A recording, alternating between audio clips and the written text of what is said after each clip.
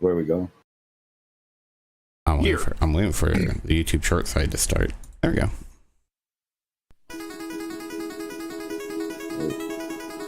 So we're starting with. What time are we starting? Now. We're starting now. Yeah. Right now. Right now. Oh shit! We gotta go. I'm not ready. I'm not ready. Be ready. Oh, okay, fine. I'm ready. Rude. Hello and welcome everyone to the 8-Bit Show. We got a fine show for you today with my lovely co-hosts, Two Littles, 505, and Coffee and Corn Dogs. Whoop. And I'm Frankie 1029.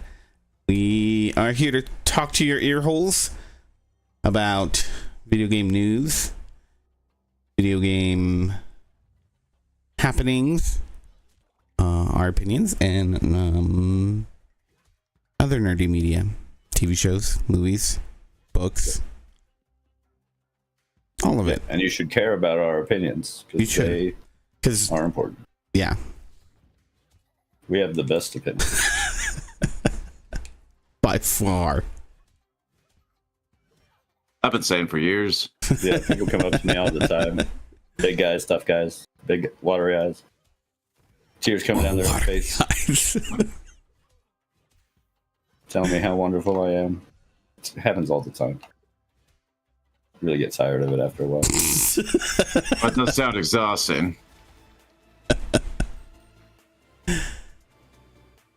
All right, none of that happened. That was all lies. Yeah, we all know. What? It was? You mean you know? Nothing. Andrew didn't know. Talk to him. Or Nothing about nothing. at least he said he didn't know. He might just be trying to placate you, you know? At least someone is. That's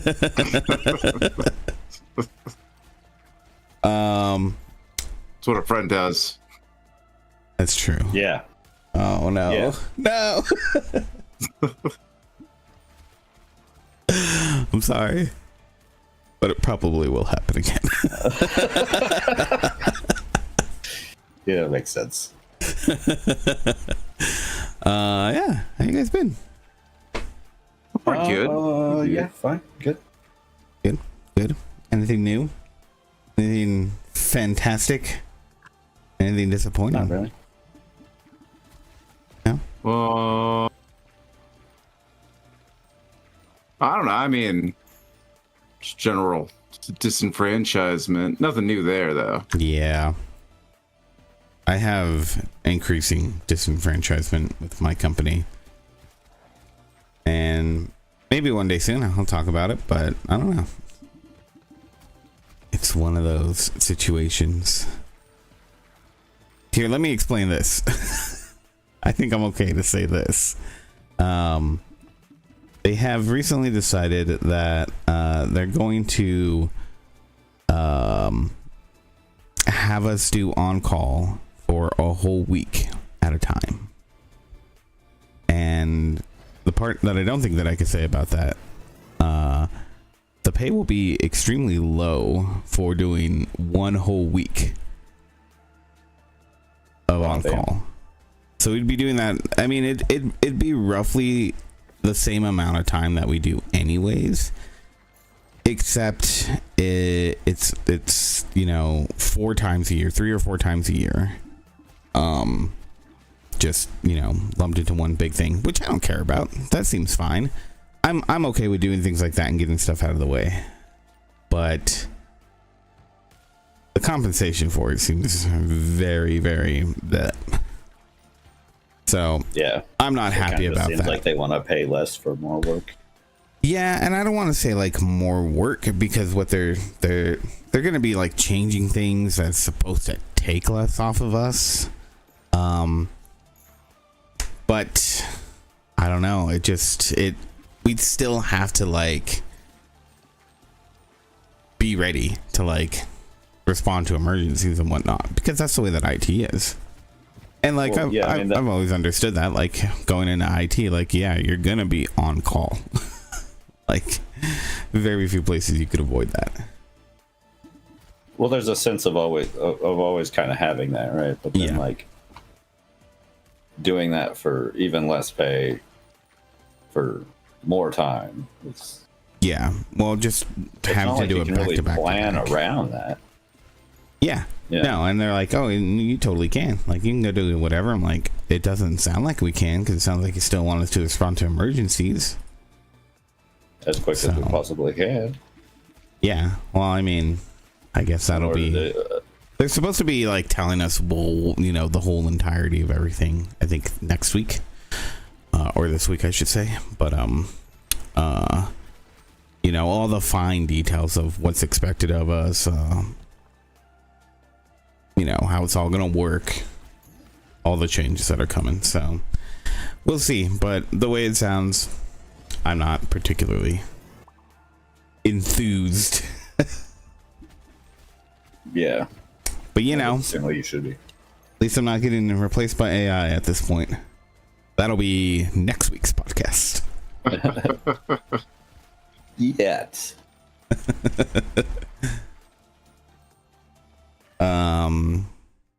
But yeah, that's all the non-gaming reports I got.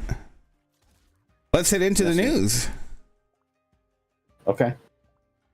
There's news. There is news. Things happened. They did, and we have equal parts of them. And guess what? Those equal parts add up to 8. Oh, Yeah. it was meant to be. Yeah, it's almost like we planned this. We didn't. We definitely didn't. Damn it, Frankie. Not that I was brand. say we did.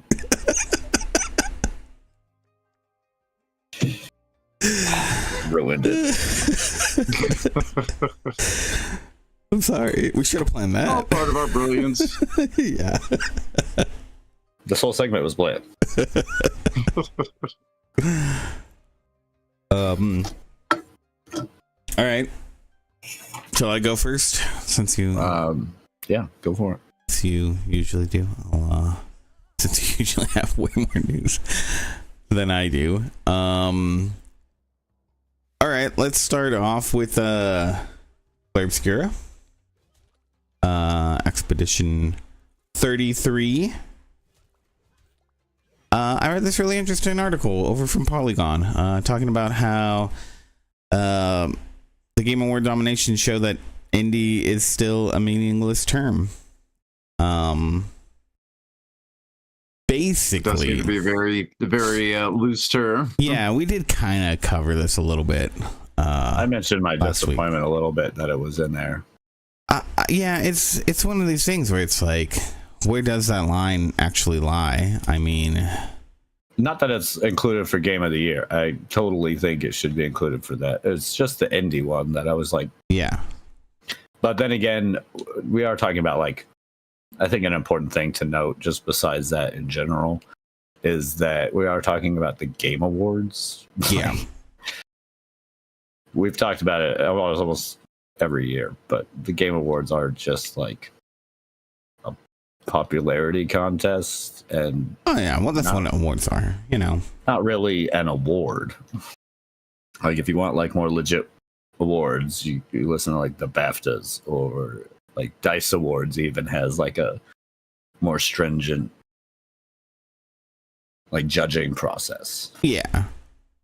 This one, they just like reach out to a whole bunch of people and are like, hey, do you want to? Well, I mean, it's supposed to be industry people, right? Well, I mean, yes, for So the it's Game supposed to Awards, be. for getting the nominations, it's what they do. Yeah. Like, I've heard people in the industry talk about it. They reach out to like Game Informer, and then Game Informer will basically give like a spreadsheet to all of their employees, and they'll Yeah. vote for their, and, they'll put the name of the game they want the most. Yeah, yeah. And then they'll send those spreadsheets over to the Game Awards, and they'll like basically put together the categories over the most mentioned games. It's it's small fries. Well, I mean, it's something that's.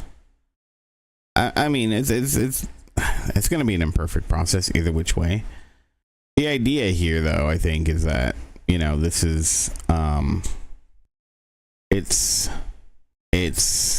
industry and arguably the biggest one, right?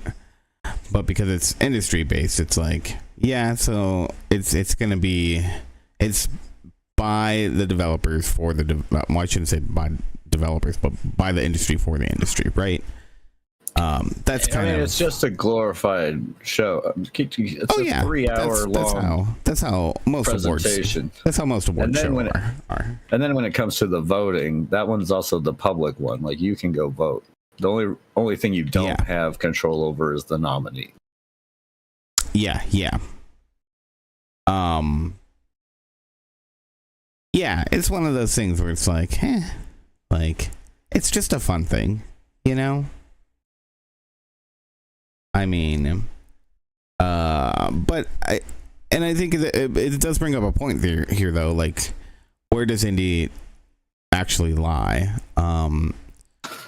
Trying to get to like how it's actually defined, because I think a lot of people were upset too that Clair Obscur was even, despite how good of a game it is, that it can be called indie at all.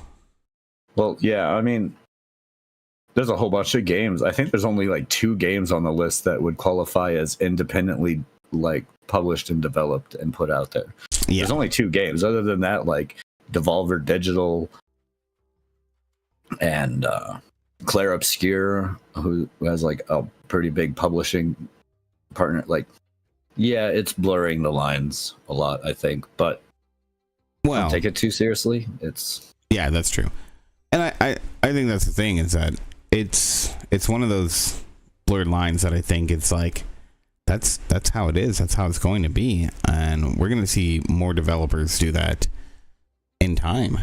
There aren't a whole lot of indie developers, quote unquote, who do still their own publishing. Like, yeah, there is. There's still plenty. Not even in creation. I mean, part of the reason Clair Obscur is getting so much shit is that, yeah, they are a small team, but they used a lot of outside help from a lot of big teams.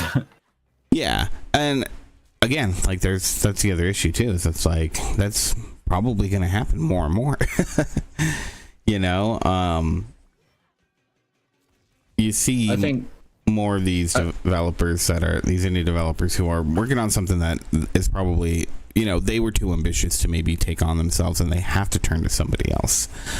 I really think that if it's that big of a deal, like, go look at the other awards, because they're going to hold more of a stringent thing.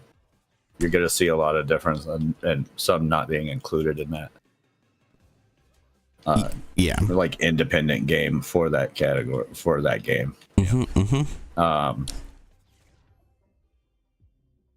In kind of related news, Megabonk, which is a nominee for best debut indie game, they withdrew their nomination, or is at least asking people not to vote for them because they do not fit that reason. This is not their debut game. Even though they do fit that definition, because it is the only game. If you look on Steam, it is their only game. Yeah. But the creator was like, no, I've put out other stuff under different like company names. Yeah. So he's like, technically this isn't a debut in any way, so I don't feel like I qualify. Yeah. That's an interesting one, because I think, if he wants to bow out because he's like, I don't feel like I actually fit this, because technically. It's also spawned a whole bunch of people to be like feeding into the rumors about Megabonk, which is that the popular YouTuber Danny Dev, is behind Megabonk. And so a whole bunch of people are like, with that theory that's been going around since the game came out, this just kind of like added on to it. That has not been confirmed, although the name of this company is Danny Dev spelled backwards. The game that got put out, Vegapunk. Are you serious? Yeah. It's. I don't know if you're trying to hide it well. Oh man. Yeah, that sounds like. That's exactly what it is. Good stuff. Yeah, Good stuff. That's pretty funny. Yeah. Yeah, I think if you want to withdraw or tell other people to go vote, like for somebody else, that's cool. I understand why, so makes sense. It's neat that they like. You guys okay? Yeah. Are we still live? Are we still? Yes. My computer's still okay. Check. Right. I seem to still be connected. That seemed louder than normal. That was It was real pretty close. Yeah. Yeah. Okay. I mean, everything looks like it's fine. My computer did flash for a second. Mine did too. Yeah. Oh wow. Okay. Cool. Well, the internet survived. Huzzah!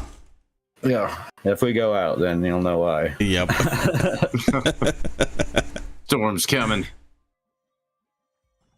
Sorry. Yeah. What else we got? I got here. Former Square Enix executive has said that consumers generally do not care about AI in games. And I think this is a really interesting point that he is trying to make here. Which is essentially, as much as we, us and gamers out there post online about how AI is doing horrible things for games, like the slop is the worst or whatnot. When they look at what's actually being like consumed and whatnot, the broader public doesn't seem to care whether there's AI in games or not. It points to Arc Raiders, as well as what was it? Some Roblox game. Still a brain rot. It's right next to the sentence I. Sorry, go ahead. I feel like the situation with Arc Raiders is a bit different because there's like Arc Raiders has done a lot of different things with its AI. Like it's using like the AI voice thing for people to be able to have like an in-game voice changer when they're talking to other people. Yeah. And I've heard that like was a way to reduce the like toxicity that can come from it. Yeah. Like there was the person I was reading it from was like a woman journalist who was like, yeah, like the fact that I could change my voice to be, more masculine and kind of disguise the fact that I'm a girl playing instantly took away from like over half of the toxicity that they received by just playing the game. No, yeah. Well, I mean, we've talked about this. Just straight up AI, using the term AI, it's not cut and dry, right? Like, you got to look at the circumstances of how it's being used and what it's being used for. Like, of course, you're not going to get the same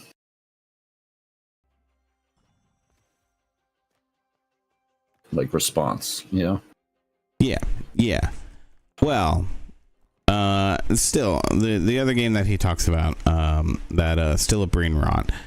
The game tasks players with quote unquote stealing voxel characters modeled on the AI generated culture meme Italian brain rot. So because it heavily uses AI stuff, he kind of points that, kids are the ones that are consuming all this AI generated content. And well, I don't necessarily agree with him that, people don't care about it. I think it's something that might actually point to something more worrying, is that if kids don't care about this content, they're the ones consuming it mostly. Maybe because they're just not made aware of what it actually is. Because that's something we shouldn't assume. There's plenty of people who get taken in by AI, right? Well, yeah. I mean, you hear it all the time. Like my mom showed me a picture, and I had to explain to her that it was an AI picture. Right? Yeah. And it is becoming harder and harder for if you have like the paid stuff to tell that stuff apart. I mean, and I've seen some hilarious stuff done with AI too. But it's like when they're upfront with it, like, oh, here's some AI slop that I created, look at how dumb it is, or whatever they do, it's not like a blanket statement that it's all bad, but I don't know. I think I think it can point to something. The reason why it's rising up is because kids can so easily consume it, and it can be entertaining, even if it isn't. We've known for a while that there's entertainment, and there's unsatisfying entertainment, and there's like good entertainment, right? Yeah. I mean, so I don't know. It's one of these things where it's like he might not be wrong. He might be taking the wrong message from it, but I think it's kind of a weird statement. It feels like another one of these statements that's supposed to try and get us more comfortable with AI. And yeah, he might be right that like a younger audience doesn't care as much about it. But like, is it that they don't care or that they don't notice? Yeah, right. That's a good point.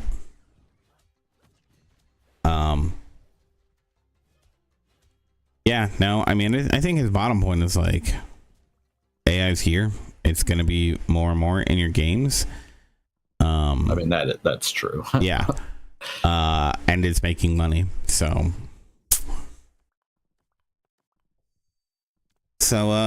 yeah. Who's it? That's Jacob Navok. I don't know how to pronounce his name. Something like that. But yeah, I thought that was interesting. Cool. Let's see. A game came back from the dead. What? This week. The Dead? The Dead. It's a zombie game. It's not about zombies, although there might be zombies in it. There might be. Hytale. Mm-hmm. Which was a pretty long ongoing project. Yeah. Had some it was canceled by Riot like a while back. Mm-hmm. And since then we haven't heard anything. It's been pretty well dropped. But it seems like the co-founder of it was able to purchase the game back from Riot. And is planning to put the game out. They've been hiring staff slowly, people who worked on the game before. That's a really cool part. About 30 developers have returned from like the original staff, and they're hoping to have more in the coming days. Which was pretty cool. So I was like, oh wow. So Hytale comes back in the news, and when I first heard it, I was like, yeah. So it'll be like another like 5 years before we, hear or see anything else. But I was wrong. They're going to be releasing it pretty quickly, at least in an early access state. Part of this is because of the game has already been like around for so long, and stuff is there. Yeah. They stated that they are going to be keeping the game at a simple price, of $20, with the option to pay more if you're fancy on helping out a little bit, with supporter packages on their website. They did say that they weren't comfortable releasing the game at any more than $20, as it's not even in a good state. But they promised they're going to work hard to make it good and then great. But I think it's nice that they're going to release what they have, especially as that game is like, announcement is so old. Yeah. And then to release it as is, a lot of people are pointing at, like, you know, the game's already gotten so much. Oh, Minecraft too. Comparisons that this kind of goes along with it. You know, Minecraft wasn't in a great state when it came out. It was more like a tech demo. Oh yeah, yeah. And so it shows that you can do that. You can release it in not a good state and work on it. So hopefully that works. With the $20 price tag thing is something that might look into picking up myself. Like, that's a cheap enough price tag that I would be comfortable enough purchasing now. Yeah, I don't know if I would be. If it's in that state. I mean, because here's the thing. What is Minecraft now? Like $20? 25? How much is this house? I don't know. Not totally sure. Damn it. I can type. It's okay. One of those things. Can you? No, just shut up. Can you? No, I can't. All right, can I like just open the Xbox fucking store? I guess that's the best way to do it, right? Sure, I guess. I couldn't find the price on Google. It's like, nope. I don't know, when Minecraft came out, when I bought it, the thing is, it had such hype. There's so many videos about it. It was like, hey, this could be a legitimate fun time, right? I mean, I feel the same about Hytale. When I first saw the videos of that, it was fucking like real hype, especially among like the Minecraft people. Yeah. But yeah, I mean, but we don't have like actual like testimony of gameplay in it, you know, like these are people who are building these cool things inside of the game. And so it's I don't know, it's one of those things, like I'm not judging anybody for wanting to get it, but I feel like depending on what it is and it is what a risk. Oh yeah, 100%. To go ahead and do it. I will say like that, because I mean it's already been through basically a development hell. Yeah. As is, so yeah, easily continue in that. I think I just worry that it's like, oh yeah, we're just gonna plop it out there, like, you know, how much work are they gonna put into it? Like, what if this doesn't sell a whole lot? Are they gonna continue to? Like, we don't know, right? I cannot find the fucking price for it. I know when Minecraft came out, it was like I paid $20. I paid $20. I paid myself. 15. Maybe it was 15. You probably did pay 15 because this was like, I think I got it when it was in beta, not in alpha. Yeah, I got it in beta too, I'm pretty sure. Yeah. And yeah, like I don't think it's that much more. Oh, okay. No, it's like $30 apparently. Yeah, it can be like up to $30 sometimes. So like, but with the way that things were going with that game, by the time that I started to take a look at it, it was like, oh yeah, this is going to be something like everybody's already pretty much bought this game. Like, this is the biggest alpha and beta that's ever I guess when it comes to happened.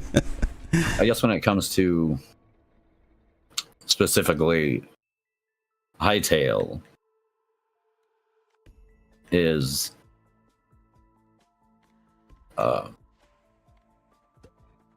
like how much of that hype from years ago is still around. Yeah. Well, that's what I'm worried about. Is that it's just a lot of hype, you know, and it's not in a good enough version to even constitute paying $20. And if Well, it's not, is it, and though? they like we don't know that. we don't know. right at Like, the that's the moment. thing. Yeah, for sure. I really do hope that it is, but I'm a little worried that it's like, oh yeah, no, we bought this, you know, we wanted to maybe do something with it, and then realized maybe we should just release it as is, to make our money. I'm not saying that they're trying to grift people, but it could end up inadvertently being a grift, you know? Grifting people. Yeah. Unwillingly grifting people. Yeah. Yeah. I mean, that does happen. It does. It does. And I mean, honestly, it really comes down to their attention, which seems, you know, good and whatnot. It's definitely something, though, where it's like, I'll have to wait and see what's actually in this. Because if there is something there and there's plenty of people buying it up, it sounds like it needs some attention. So,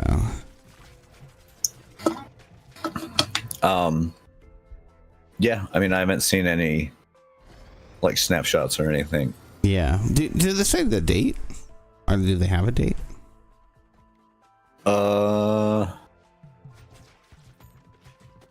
Let me see. Natoshi. Let's see if there's anything more substantial on. Planned to be released June 23rd, 2025. Yeah, that's not the one I'm looking for. Oh, go back. Stop. What are you doing? Stop that. Stop, Dan. Let me. Oh, so I see here in the article you have it just says in the coming days an early access date will apparently be announced. So yeah, let's stay tuned and find out. Let me I'm reading from the main page now to see if they've had anything. It's yeah, I want to follow this along.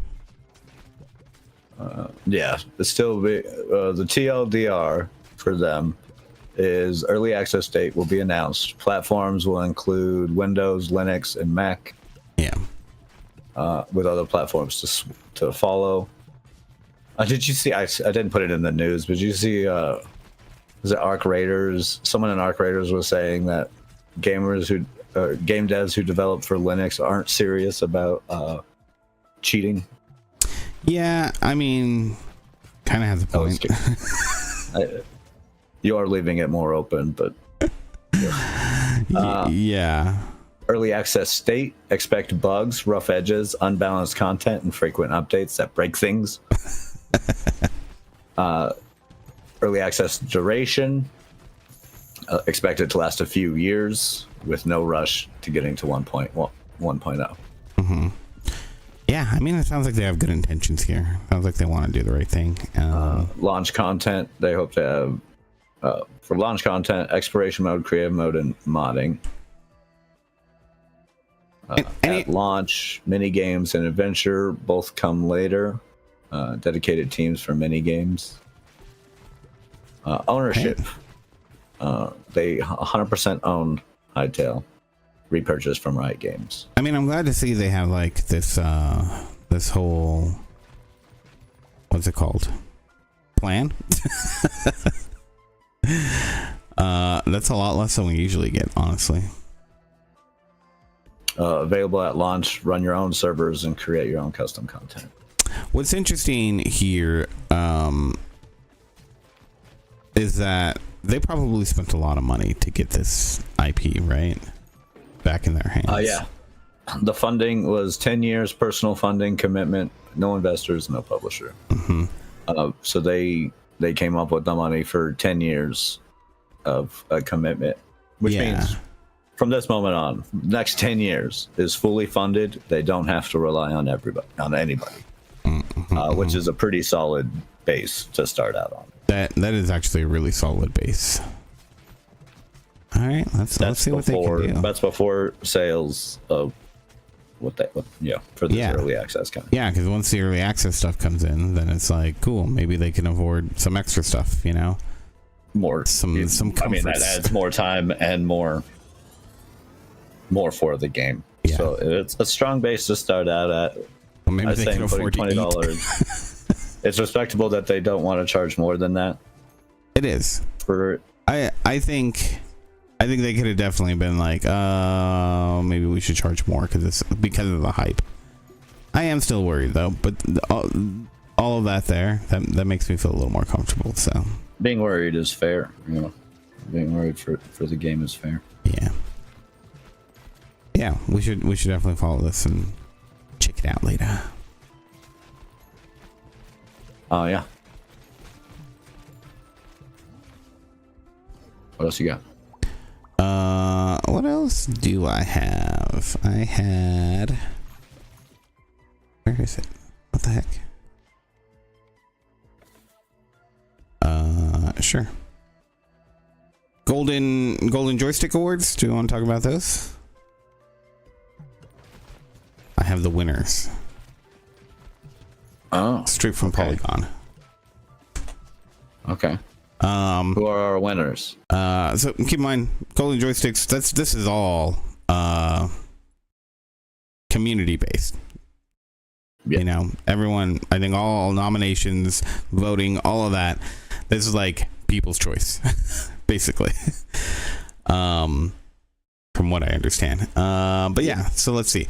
Full list of Golden Joystick Awards 2025 from Polygon. Best storytelling, Clair Obscur, Expedition 33. Best audio design, Ghost of Yotai. Best multiplayer game, Peak. Best visual design, Clair Obscur. Best game expansion, Lies of P, Overture. Best indie game self-published, Hollow Knight Silksong. Best indie game, Blueprints. Studio of the Year, Sandfall Interactive. Best early access game, Repo. Best soundtrack, Clair Obscur. Best game trailer, Grand Theft Auto 6 Trailer 2.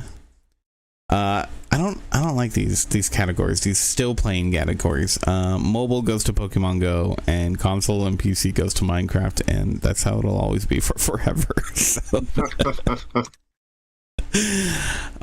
Streamer's choice, which this one I don't think was actually like publicly votable on. I think this was literally to some developers and mainly streamers, and so streamer's choice went to Peak. Best remake remaster, Elder Scrolls 4 Oblivion Remastered. Breakthrough Award, Schedule 1. Best gaming hardware went to AMD Ryzen 9 9950X3D. Best game adaptation, Arcane Season 2. Best supporting performer, Ben Starr, who was in Clair Obscur. Best lead performer, Jennifer English, who's also in Clair Obscur. Hall of Fame goes to The Sims. PC Game of the Year, Hollow Knight Silksong. Console Game of the Year goes to Yotai. Critics' Choice Award. This is another one that wasn't publicly votable on. Donkey Kong Bonanza. Most Wanted Game, Grand Theft Auto 6, and Ultimate Game of the Year, Clair Obscur, Expedition 33.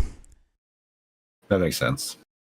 I really, there's such fanfare across the internet for Expedition 33 that, yeah, I know that this is going to happen.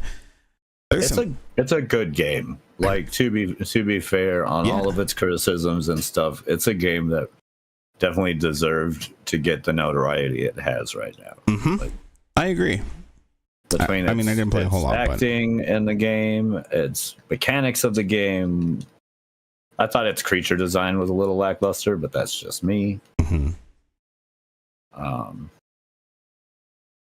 Either which way, I don't think there's a whole lot that you can really say like objectively is bad about the game. No, right? So they did a really solid job making it. Yeah. But yeah, there's some good, cool things that I'm glad ended up on here. Schedule 1 in particular, you know, that was a pretty fun little game. Schedule 1 is all right. I think I still prefer Drug Deal Simulator over it, but. And God, we need to play Peak so bad. I've heard it's so fun. That looks pretty cool. But yeah, that's the Golden Joystick Awards.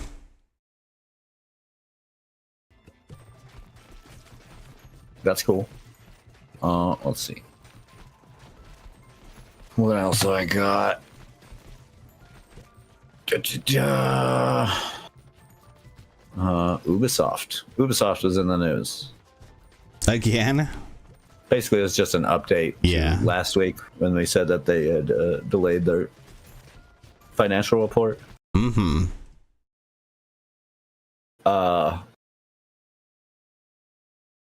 Apparently, it's because of some contractual things that need to be performed, loan stuff that needs to be performed.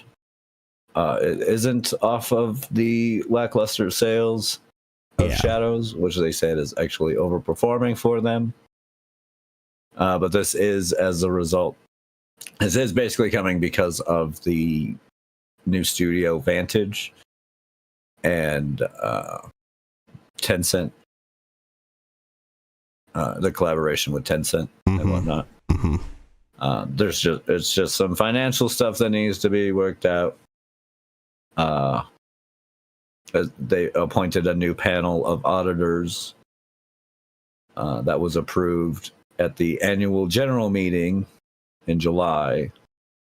So that's the delay, is that they're waiting on results with the new auditors who are going to take a little bit more time because they're new. So nothing overly crazy, just yeah. Yep, just normal bean counting things. Yeah. Yep. Nothing crazy about it. Okay. Of course, that doesn't take away from the fact that they're moving all that to Vantage, and we're gonna end up selling Ubisoft out, which is probably why they have these auditors here. They don't say that specifically, but no. Well, I thought they said I was reading an article. It has to do with something about some games in the past, some financials in the past, the way they were counted. Yeah. What does that mean? I mean, I don't know any of the economics crap, and you know, I'm not a CPA here, but it kind of sounds a little shady, right? It sounds a lot shady. Like, this is just the lightest way that they could put it without being held legally responsible for stealing. Yeah.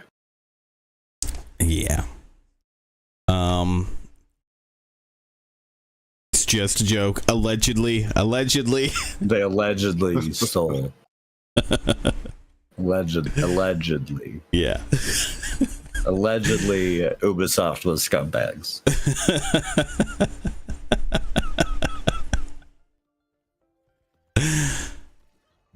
All right. Well, last one for me. Just a little tidbit here.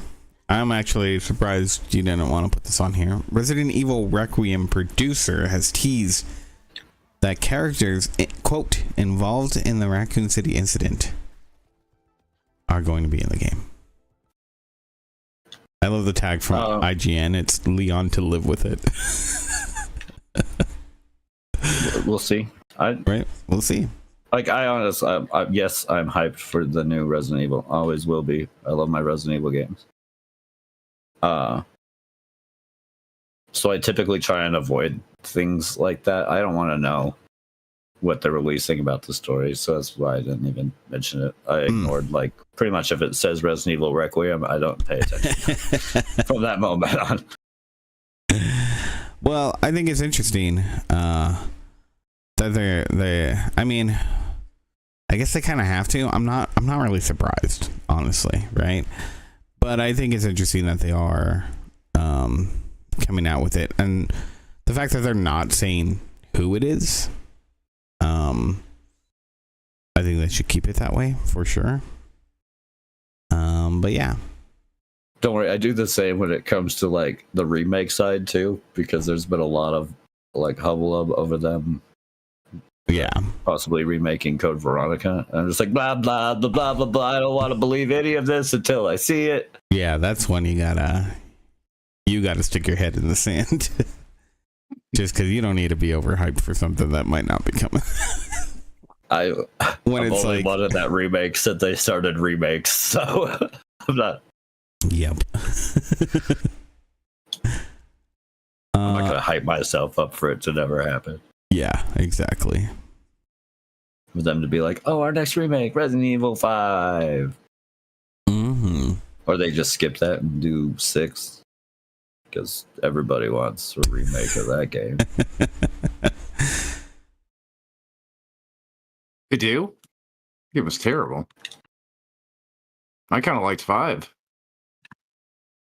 5 was okay. It was just frustrating to play by yourself. Yes. If you're playing with someone, it was freaking like awesome. It was like one of the better Resident Evil games. Really good co-op experience for Resident Evil. But yeah, that's it. That's all the news I got. Well, I just have one thing left to talk about then. Andrew actually. Do what now? Put me onto this one, and I went reading into it. Crafton and there's some more info on the Subnautica 2. Yep. Yeah, they've been going through their trial this week, and a whole lot of craziness has ensued out of that. Right. From the Crafton CEO allegedly asking ChatGPT how to find a way out of paying Subnautica 2 devs. To the Unknown Worlds co-founder having semi-racist documents and putting together a litigation help folder with apparently some of these stolen files. Remember how there were stolen files? Yeah. In this litigation help file, there was also mention to the other founders to make sure that they didn't have any to remind them to delete any possible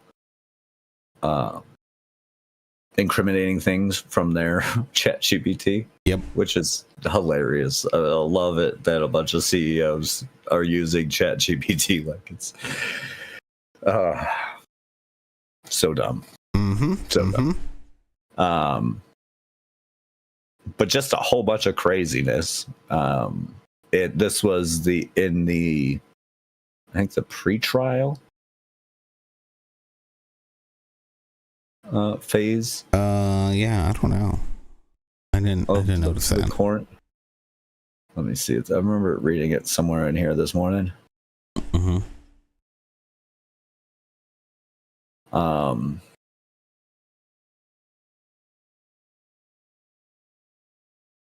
Yeah, I think apparently though, even the ChatGPT was like, "Yeah, there's no way you're gonna avoid like paying that $250."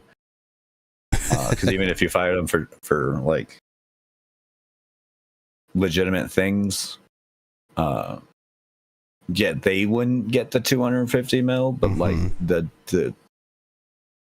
like would still get the company Underworld would still get it or Unknown World. Sorry. Yeah.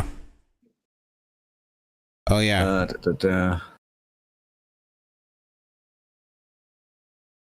Yeah, I mean, Okay, so this was the trial part. They're still doing post-trial, Okay.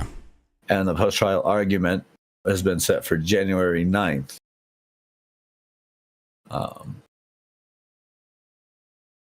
Yeah, so this all took place as like the main part of the trial. Mm-hmm. So everybody got to put out their what they were going with. Crafton is still going with the fact that and they have pretty good evidence that the Unknown Worlds guys were pretty much out of the business already. Yeah. And that they weren't returning to work even when asked. Yep. Is stuff that they've claimed from the beginning and seemingly were able to prove. I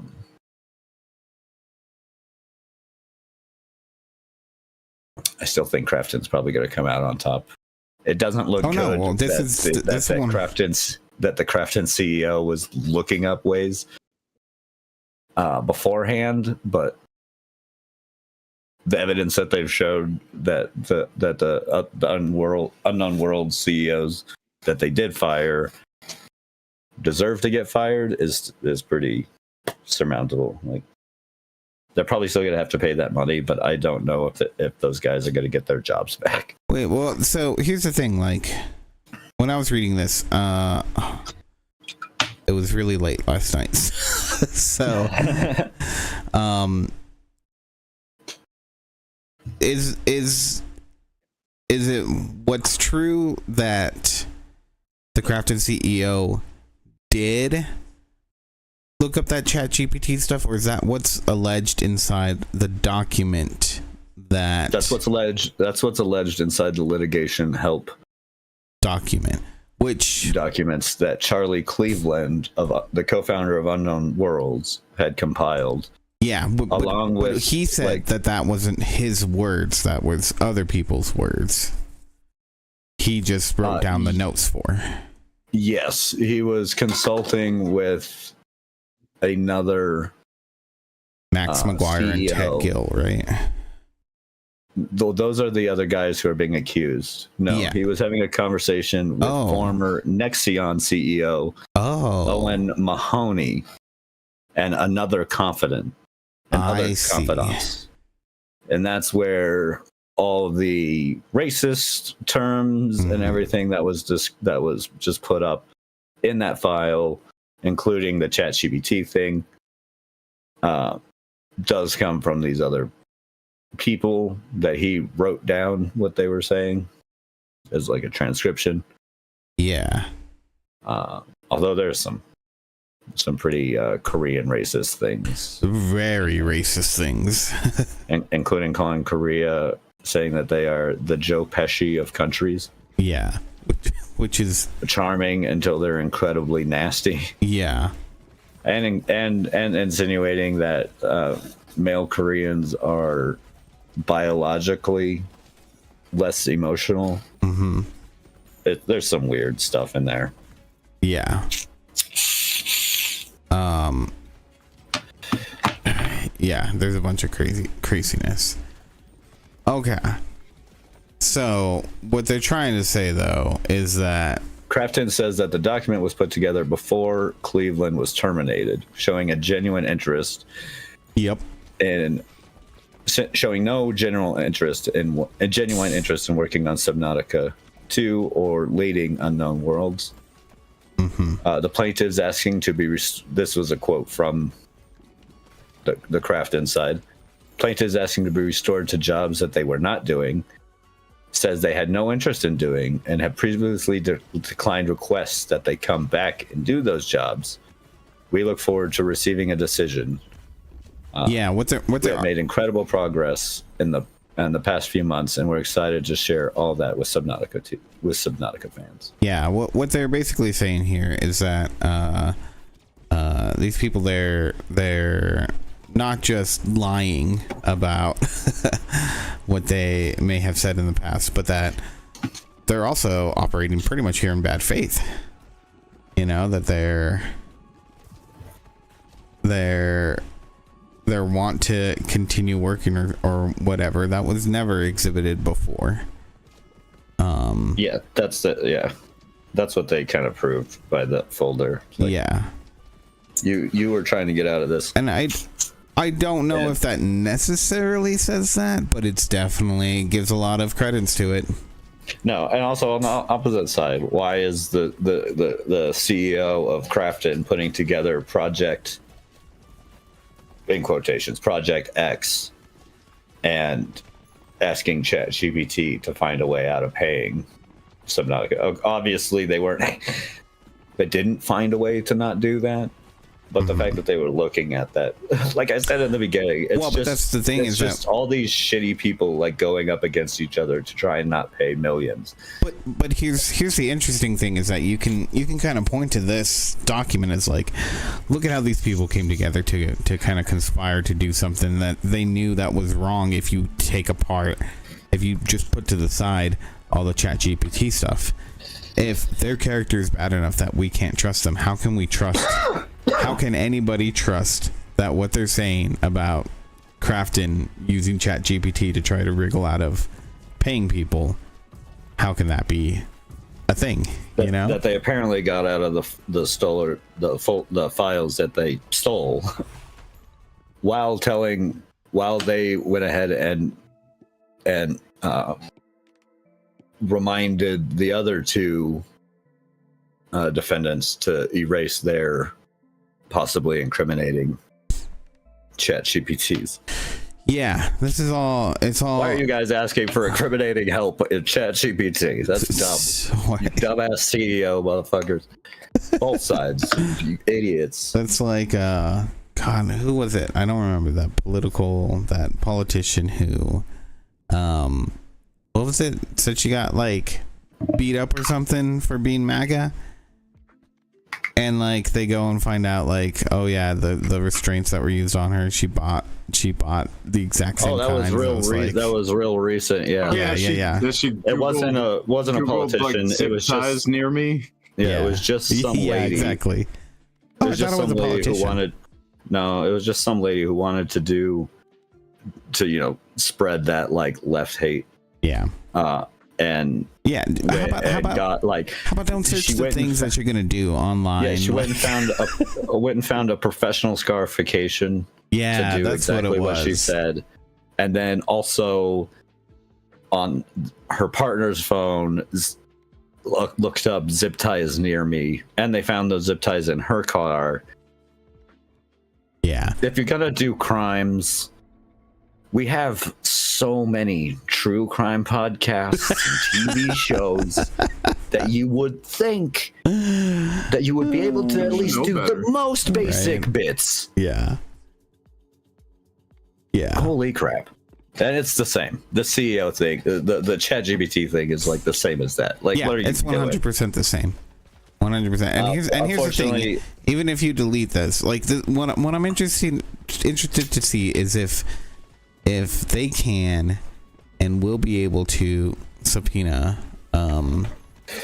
OpenAI to see if those searches actually went through. Well, on this front, I don't even know if it matters. What Krafton was able to prove with the litigation folder, with that litigation help folder, and the fact that they had put that together well before their firing. Showing that these people didn't want to go back to work. They didn't want to do the job. They were asked to do the job. Unfortunately, I feel like that in the defendants asking for their jobs back might not happen. We don't know, of course, no decision has been made yet.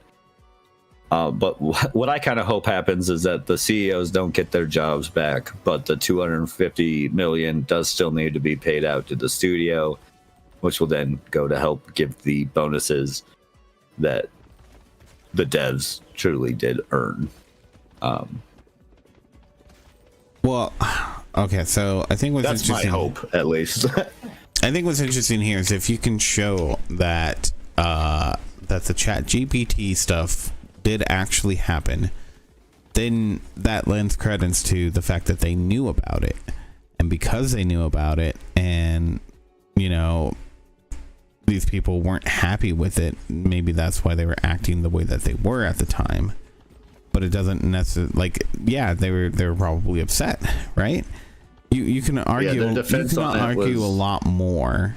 Their defense on getting the ChatGPT files came down to that they wanted to know what was going on at Crafton. Yeah.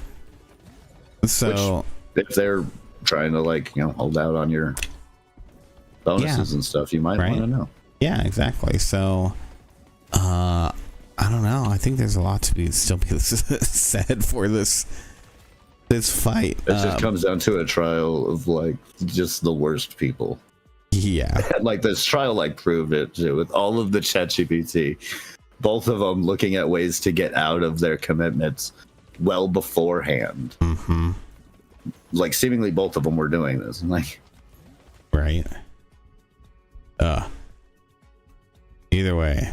So wait, was it the Nexon CEO was the one that was incredibly racist then? yeah, that would be where, who at least he's claiming said those things was Yeah. the Nexon CEO and the apparently one other person who said those rather racist remarks. Okay. Which I believe or not, I don't know. Like, Yeah. Well, I guess we'll see. I'm sure more news will come soon. yeah, I mean, we'll find out what happens. Yeah. How it goes. It sure is an interesting case. Mm-hmm. It's a something case. It's a fucking trash fire. Yeah, but that's pretty much it. That's all I really got. Yep, that's it for me. I really hope that Crafton has to pay it out and that those CEOs don't get their job back. That's Yeah. to me, that would be the best outcome. Right. Out of everything. Well, yeah. Who wants to go first? With their gaming weeks, their nerdy weeks. Doesn't do MTG last week, right? No, We did not know. Yeah, okay, that's what I thought. you got canceled on us. Yeah. It was tragic. Other people have other commitments. Yeah, what the fuck is that about? Yeah, it's true. It's weird. Well, I'll go first here. What? Hit us with it. No one else is jumping up. I don't really have too much. Yeah. So okay, first off, let's talk about some Hyrule Warriors Age of Imprisonment. I'm watching you play that. Freaking good. It is so fun. So I can't say I played it, so none of this comes off of me playing it. But I actually find it kind of lackluster, and I find myself liking the other one. Wait, why is that?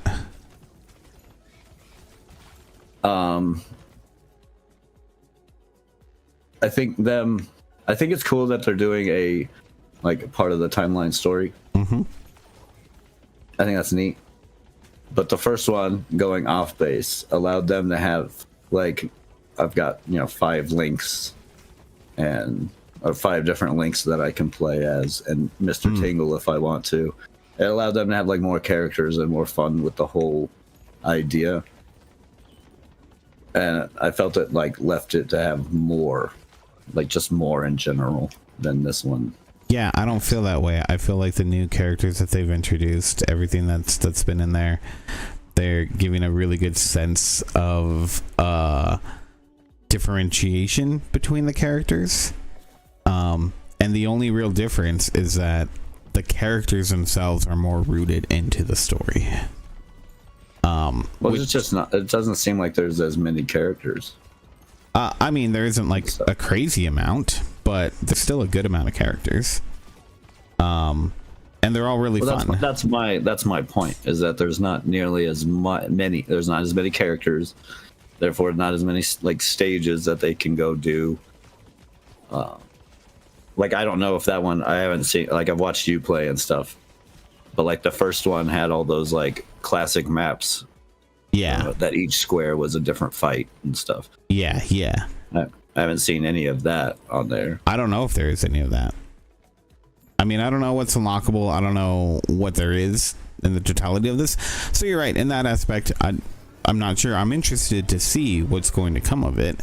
Other than that, I do really like everything I've seen. So. Yeah, at this point, it seems like they're really diving into like this is a really good story. I'm totally enjoying it, and it feels like they spent a lot of time to make sure that that was really good. And I think there's some stuff in there that hints where it takes place in the timeline. Some of the ideas that I've had, it feels like it's 100% going in that line of like, yeah, this is probably where it all occurs. My assumption was that it was occurring like in when Zelda goes to the past. Oh no, I mean, where does Breath of the Wild and Tears of the Kingdom, where does that fit in the timeline? Oh, when the whole thing fits into the big overarching time. Exactly. Yeah. When the whole Tears of the Kingdom saga fit. Yeah, right. Okay, that makes sense. Yeah. Because there's a bunch of little hits here and there. And some people have argued that it takes place like on a completely different timeline, but I don't think it does. So, we'll see though. I won't spoil anything yet. But yeah, I get where you're coming from. In the totality of the game, it does feel like there's less. But again, right now I'm just focusing on the main story, and everything that they have put into that has felt really finely toned to give a really good experience. So I mean, it's quite enjoyable to watch. Yeah, if been watching you guys. If you're into those sort of games, it's definitely very fun. If you're really into Zelda, I mean, in the very least, you should watch the story on YouTube or wherever you can find it. Because it's actually a pretty good story, I think. And yeah, super into it. I can't wait to play more of it. I'm playing it on normal right now. I think after we beat it, I might turn it all the way up to very hard and just see how hard it is. Because there's definitely parts of it that those are one easy. of those games that you like level up and stuff, right? Yeah. Like, does it still have like all the characters leveling up? Oh yeah. Has all the leveling up. Then, and all that. Yeah. That's when you go to hard, is when you've leveled up. When you reach the point that the difficulty you're on is no longer it's never been challenge. That's what I'm saying, is that it's never been difficult at all. So I think I'm gonna wait until. I mean, to be fair, most Dynasty Warriors games aren't difficult. Yeah, exactly. Yeah, Sky was saying that she had some difficulty with the last one. So especially that you guys are playing together. Yeah, playing together definitely helps a lot. Like, it's always easier to play with someone. Yeah. Like, those games are always easier. Like, as soon as they introduced multiplayer, they were right. Instantly became easier. It's not like they did a whole bunch of balancing to. No, yeah. Well, because like the big difficult part about doing it by yourself is like any time constraints that you have. Honestly. Yeah. So yeah, once you throw a second person in there, it's like, oh, I can go around and do this while you do this one. It just becomes immensely Or we can just tackle it together and and kick the shit out of it. Yep. Yeah, beat it within 30 seconds. Mm-hmm. Move on. Yeah. So yeah, it's super fun though. Like, despite all of that, despite how easy that it has been, it's getting easier for sure. Because we're like completing everything. But the way they're just keeping in with the Zelda lore, like I do actually really enjoy that part. Because knowing that the other games weren't, and like having some of these fantastical characters, like it was cool, it was fun and whatnot. But there's something to be said about the characters that they have created in this, approved world. It's like, oh cool, like these could be characters that like have a bigger place in the future, and I like them, so that's really cool. So yeah, we'll see. started watching Andor. Right on. It's a little slow going at the beginning, but it's intriguing. I will give it that. So I can't wait to see where that goes. Well, like 2 or 3, actually it might be like 4 episodes in, but I did see some things pop up that made me go, oh shoot, I really need to watch this show over in my YouTube feed. So yeah, hopefully it ends up being as good as I've heard that it is. I It's like my it. favorite Star Wars show. Yeah, that's what I'm hearing from almost everyone. That is like, yeah, this is better than any. It's one of, any yeah, Star it's one of Wars the media. better. I think it's one of the better things that like Disney has put out since they got their hands on the franchise. Yeah, exactly. Is Andor. Although that's how I feel about Rogue One. So I feel like I'm a little biased towards just Rogue One prequel. Right. Me too. But I don't understand why people. I guess some people really didn't like Rogue One. That's crazy to me. I thought it was really good. Well, I also thought it was really good. Hey, you put Alan Tudyk in something, it's gonna be Right. Good. Exactly. Fact. Facts. He knows how to play his robots. For He just knows how to play his characters. He does play a lot of around. robots, though. he does play a lot of robots. He does play a lot of humans too. I think he played more humans than robots. I don't know. He's done it's a like lot of 50-50. robots recently. Because he also did the Spider-Man robot Let's see. or Superman robot. Yeah. I don't. I'm sure. I don't know how many credits he has. I'm sure a lot. He's an alien in a TV show.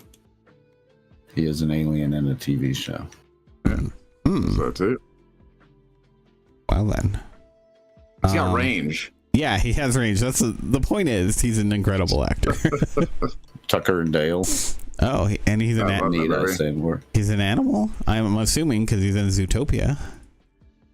Yep. He must also be a toy. He's in Lego Disney Frozen. Operation Puffins. What is this? It's Operation Puffins. You don't know about that? No, I don't. I don't know about Operation Puffins, but it sounds like something I would enjoy. I don't care if it's for children. Behind the times. The top secret operation. Oh my god. Yep. That looks exactly like what I expected it.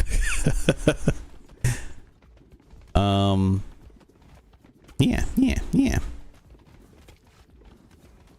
What else? Oh, let's get back to games a little bit. Been playing a little bit more of Marvel Rivals.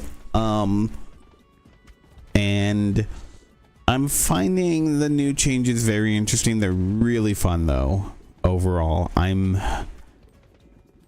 know what's gonna happen with what they're gonna do with some upcoming characters. I'm really interested to see what role that Rogue is going to be, because I see a lot of scuttlebutt that people still think she's gonna be a strategist. She's going to be a DPS. Probably, and I only say that because She's gonna be a DPS because that's how they've been doing it. They got mad. Everyone got mad when they did the 2 DPS, so now they're just gonna do 1 DPS and 1 whatever other one. That's how they're gonna do it. Well, yeah, and that's going to be because they got to react, because they already had these characters lined out for like a year. So, And honestly, those are the 2 best fits. Gambit being a support character makes sense. yeah, I think I would have liked to see Rogue as a Vanguard, though, honestly.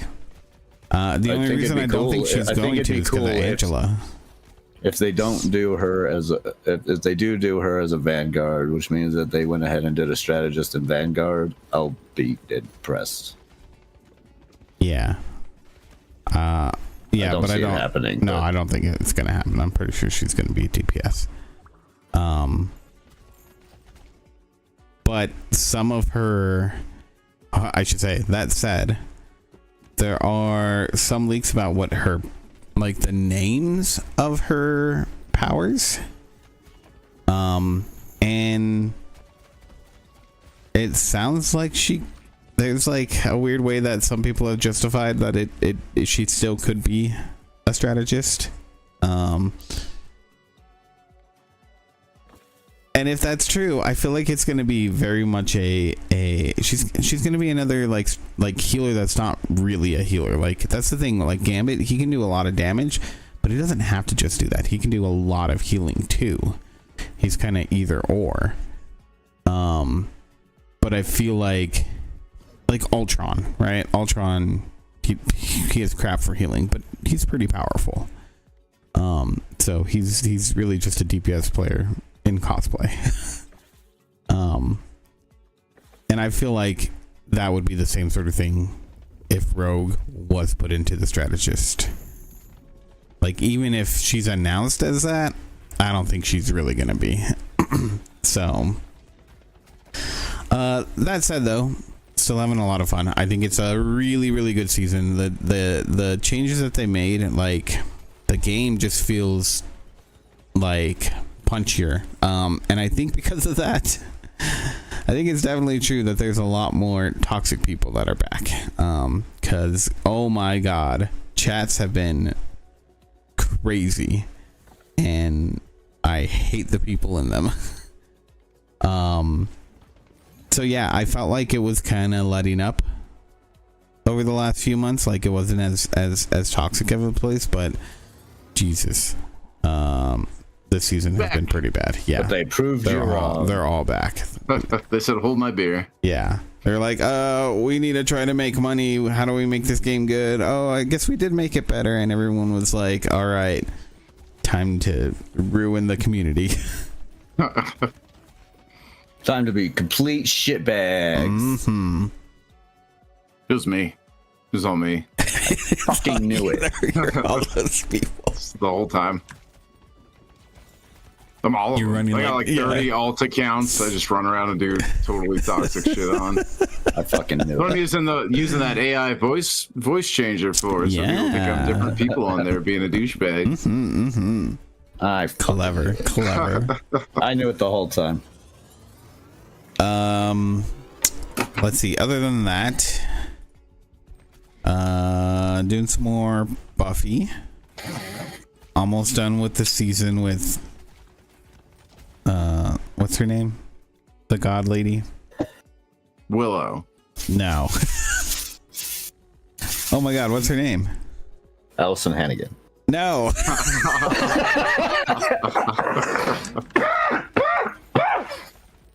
Fucking rude. I forget the whatever the God Lady's name is. Oh, Buffy.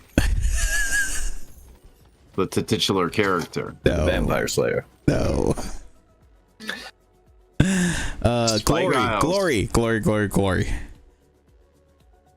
Oh, Ruby. right, okay. Ruby. Is there a Ruby? No. So yeah, I think I have one more episode to go before the end of the season, maybe two. I'm not sure. It's all leading up to the next 1 or 2 episodes, so we'll see. But apparently season 6 and 7 are considered the best. Is that true? Or is Rianne lying to me? What? I don't think it ever really gets good after they leave high school, honestly. That's how I'm feeling right now. All kind of downhill from there. Yeah. Yeah. I mean, good on you for trying to go through the whole series and everything. It is all downhill from the high school years. There's still some interesting bits, There's some highlights. My favorite episode is post-high school years. Mm-hmm. Most people's favorite episode, I guess. It's pretty... The Silence. Everybody loves that episode. Yeah. I've seen that one many times, actually. Yeah. So yeah, we'll see where it goes, but I'm not enjoying it. It's just not something that excites me, Yeah. But yeah. I think that's really it for my week. All I can really say. Well, I had I had more of a week than I had last week. Yeah. Although it's not much more of one. But I played a couple other video games besides the game that I'm playing at, besides Ball Pit. I mean, I didn't play them too much. Still, yeah. Still a dedicated Ball Pit player, but... I tried out... There was a couple Game Pass games came out. Tried out... The Christians played it a lot more than I have, but I tried out that Moonlighter 2 today. Pretty cool, pretty fun game. I'll let Christian talk about it more. He's put in a little bit more. I put in like 2 hours this morning. He's put in a little bit more time on the game right now himself. Oh, okay, yeah. What's your play time on that? Like 25 hours or something? No, I'm in like just below 20 hours. Oh, okay. Somewhere around there. Not as crazy as I thought it was. Yeah, I'm rude to you.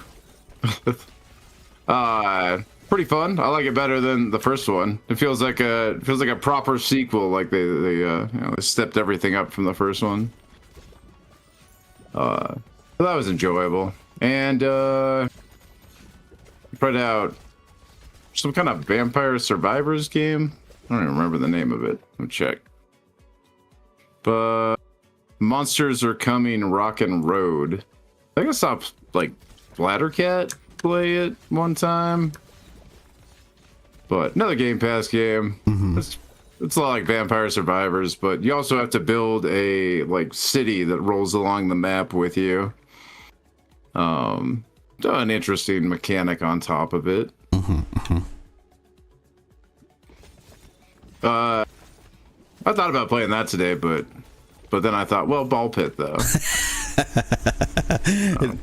I mean, I know this game's probably going to get overshadowed at the Game Awards because Clair Obscura is in most of the same categories as it. But goddamn, this game has been quite possibly my game of the year. It's fantastic. Well, we'll do ours. Well, yeah, we'll do ours. Yeah, certainly this would be my indie game of the year pick, and I quite enjoyed Clair Obscura and everything. But what the way we usually do it is our top 5 games Yeah. of the year. We don't really necessarily pick a category, although you can. We could do categories this year. Seems like a lot of effort. Bragging. It'll just be me spending the effort to make sure that I come up with the reason why I included it in that category. Yeah, exactly. That's what I mean. Like, it's just a lot of effort for me to be like, well, yeah, but Well, actually, it's technically. I included it in this section because, well, I mean, Christian probably disagree with me that this is even that this game's even a good indie game. That Ball Pit's a good indie game because Devolver published it. Yeah. well, Is it an indie game? Look. We were talking about the Game Awards, which again I mentioned is just bullshit. Oh, well, that's just popularity contest. Indie games can be a few different things, just on that's like normal standing, an independently developed game. It's not that, but it still has it still matches all the rest of the flavor. It's a cheaper game that came out, and it's came out with that whole aesthetic of indie, and technically the team that worked on it is fairly small. Yeah. I mean, Ollie runs great on my Also, It- I wouldn't. it's a developer? I wouldn't begrudge you of putting it on your game of the year list in general. It was a phenomenal game. It is fantastic. They really took a simple mechanic and did everything they could with it. Real out of the box thinking on this one. Good job. yeah, indeed. I've just about finished Ball Pit. But isn't the developer? Isn't he he is independent, right? Himself. Yeah, I mean, I think it was a small. Devolver if not, doesn't single. Devolver does. Yeah, they were just the publisher. Yeah. Does do small team Yeah. independent studios, yes. I would count it. It'd be a fine count for me. I don't. The only one that I think doesn't quite earn that being in the indie game was Expedition 33. First off, it's in a whole bunch of categories already. I would have considered that. Also, they had a lot of money, like a fuck ton. Like the country itself, their government gave them money to help get that game made. So. Yeah, but I mean, a lot of developers do that. and I mean, in any place that you can get money from your government to pay for development, that would definitely be a thing to do. And also just like, and to me, the fact that it goes to an independent or quote unquote independent developer, I think is better than it going to these bigger studios. Yeah, true. I mean, look, Expedition 33 deserves to win a number of game awards for how good that game is. But. Sorry, I think I'm devolving the topic into defining what indie is. Again. Sorry, Corn Dogs. I only think that indie games are games that feature Indiana Jones. That's a pretty clear-cut definition, so I like it. No confusion. Yep. Not a lot of indie games out there. That's true. Just the one. Yep. There's probably more than one Indiana Jones game. I know there's more than one Indiana Jones game. Yeah. Well, the one new one. Yeah. There's just one. There's only one that can be considered in the awards. Wait, did that come out? That came out last year? I think it came out like a couple of years ago, didn't it? God, man. Time flies. Yeah, seriously. Yeah. That's about it for my week, though. Still just like working and stuff. I did get something. Did get a little something for the Magic game today.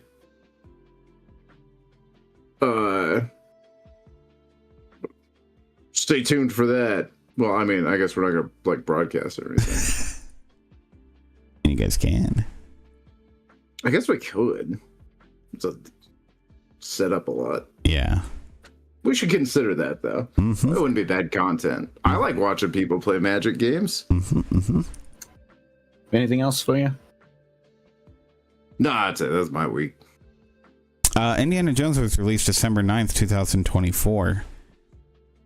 So technically it could still be part of this year's because they cut off the date at like November, like midway through November, at least for a lot of the game of the year stuff. Interesting. Yeah. That's it. That's the only indie that needs to win, right? Well, as far as my definition of independent category, exactly. That's what I mean. It's the only one that can. Yeah. It's the only one that even has a chance. Yeah, not a lot of competition in that category. Nope. Weird. Yeah, Christian, tell us more about the Moonlighter. Other games you played. Yeah, well, I've played games this week and done things. Mostly since Moonlighter came out, I bought it like right away. Like it came out and I still had to go to work. It came out like 5 minutes before I had to go to work. And I'd already bought it before I left my house. So I was pretty excited about this game. I have been since I beat the first one. I like the first one, but this one is definitely a far better improvement on it. And also was an improvement even upon itself because of beta gameplays and stuff.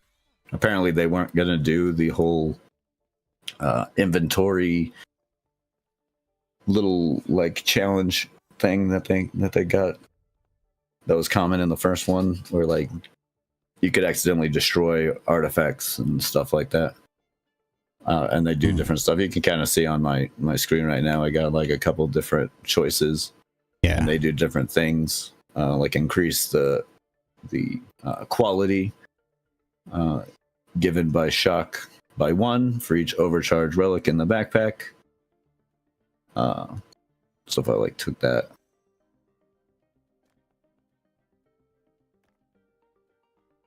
dropped it in there. And then shocked it.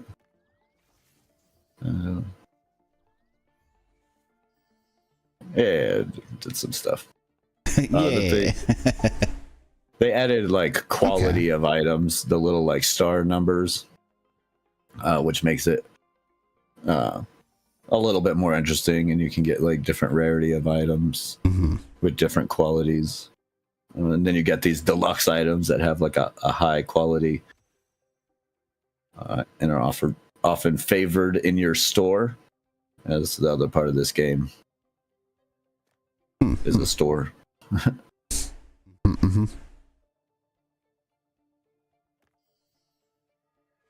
But I quite enjoy it. I like the little like puzzle aspect of the game and the inventory.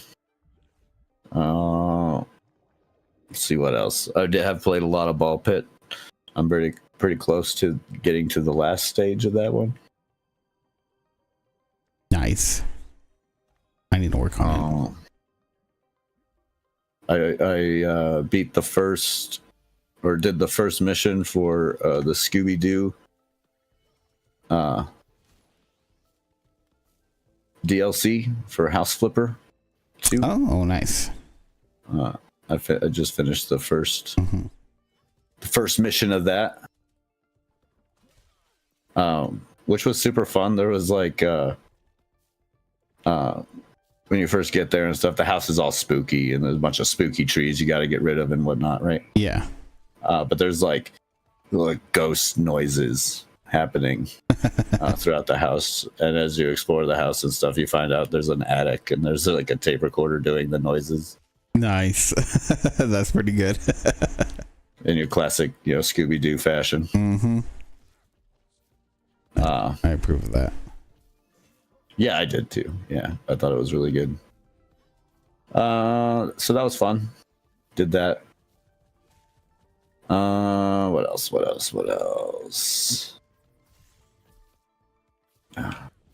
You ever do these segments and then realize you're just like a really boring person? Oh yeah, I know. Yeah, I know. I'm a boring person. I'm an existential crisis every week. Yeah.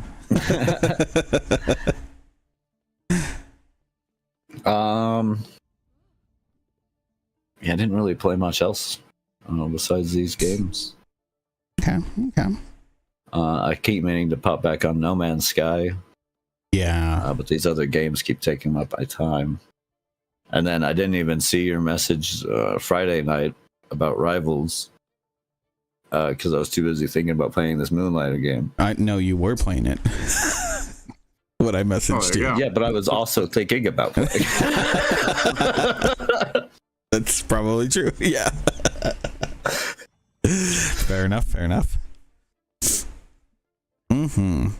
So, yeah, I didn't even notice that I got a message.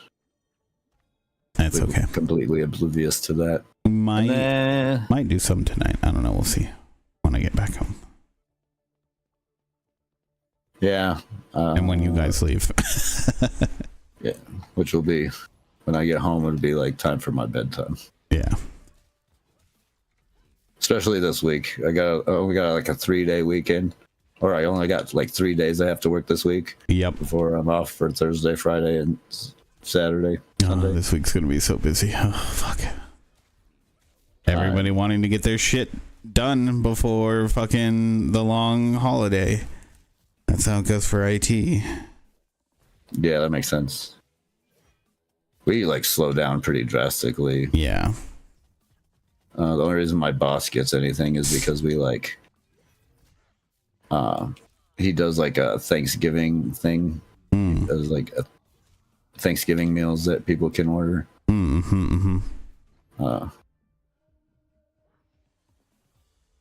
So he is that. Yeah. But other than that, we won't really have like business. And then I got to be careful with my prep and not prep too much. So it'll be interesting. Definitely gonna have to be there Monday. Can't have it be one of those days. Yeah. Indeed. Well, it's a short one, but shall we call it there? Yeah. I mean, I don't really got much else to talk about. I don't have too much to cover. Me neither. Yeah. Yeah, but I mean, it wasn't Check out like Ball there, Pit. right? It wasn't like That's all I there got. wasn't any news, but I mean, it's. I mean, the biggest thing was the what's it called? The crafting stuff. Yeah, really. So Yeah. it's what There's it a whole is. bunch of drama with the Game Award stuff, but like I said, I don't really care. Yeah, that's. I think it's people being just too over dramatic about something that barely matters. It's 3 hours of video game trailers with some like award thing thrown in between. Don't worry about it. Like it's fine. Yeah, well, I mean, I get it from people who like feel like they're getting snubbed and whatnot, like because it can be a big deal for them, right? But there's bigger and better for when it comes to even like I don't know if prestige there's I don't know if there's bigger, but there are better. Well, for sure better. bigger I mean, and like bigger in like notoriety and like actually being something that people look at to receive, you know.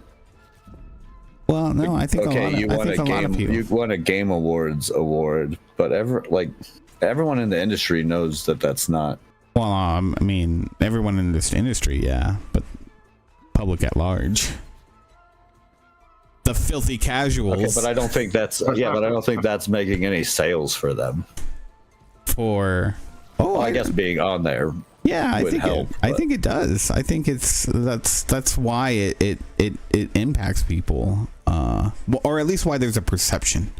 There's other like when it comes to award and stuff like that. I think there's other ones that I just respect a lot more. Oh yeah, no, definitely. And have like more. They're fun. Of a meaning. It's fun for the trailers and fun for it's. I think it's good fun for the and whole family. Yeah, and I feel like people should like just take it as that. Like it's just fun. Like just have. Yeah, it's supposed to be just. Was just like it did start. Jeff Keighley started it as just like a celebration of games. Yeah. It was never supposed to be anything serious. Yeah, I agree. I think people do take it too seriously. But the problem is that there's money involved, right? But I think, I don't know. Like, as much as I don't, like, I have issues with, like, Academy Awards and stuff like that, too, right? I think some of the culture inside of that has changed in a way that is better for the way that it's all perceived now. I mean, it's not, like, perfect, but I think it'd be nice if the industry and the video game awards themselves can maybe look at themselves a bit deeper like that and figure things out, give it a better underlying perception, because I think that's waning, and I think people are like people getting upset at the video game awards. It happens more and more every year, it feels like, and I don't think it's going to get any better. And again, like you said, I don't think it needs to be taken so seriously. Yeah, it's just a celebration of games. Yeah. But yeah, we'll leave it there. And we'll have our own Game Awards to announce. Should probably do it at the Game Awards. Should probably do it at the beginning of the year, though, right? Well, that's what we did last time, right? First week. That's what we do. That's usually that's what we right. do. Yeah. So we're locked in at the right time. Yeah. Yeah, we try to consider the whole actual year. We do the whole actual year. There's other awards that do that as well. Yeah, We'll for sure.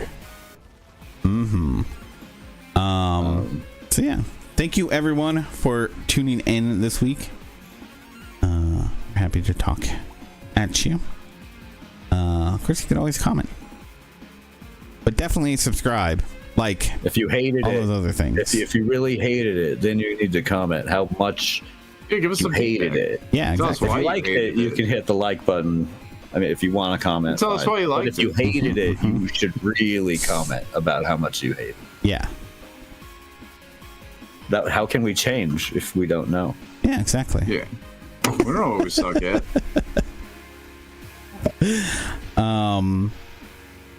Yeah. Thank you, Coffee and Corn Dogs.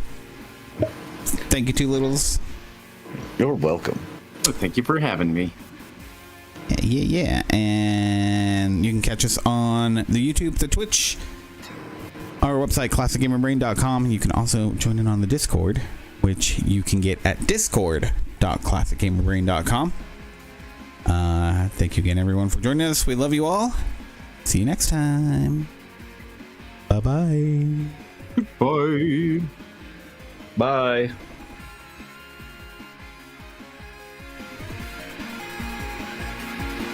Are they gone? Are they Just out? like doing the outro music. What? Oh shit! Let us know in the comments if you were gone. Let us know in the comments. Are you gone? The special word for this week is banana sauce. Are we giving Hey, something away if it's- somebody comments banana sauce? Is that Yeah, on next hyphenated, week's or- episode, if you